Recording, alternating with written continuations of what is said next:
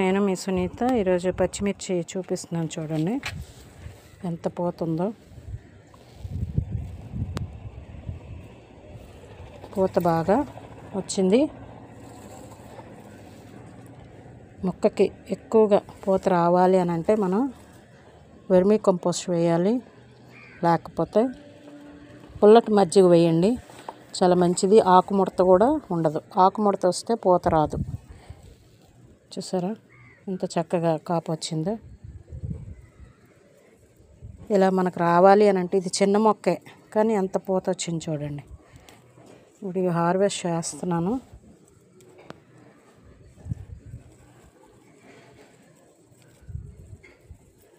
ఇంత చక్కగా రావటానికైతే మాత్రం మనం ఇచ్చిన ఫెర్టిలైజర్స్, తర్వాత పుల్లటి మజ్జిగ. ఆకుముడత రాకుండా చూసుకోండి. ఆకుముడత వస్తే మాత్రం ఖచ్చితంగా మొక్క పాడవుతుంది, పూత కూడా మనకి ఉండదు.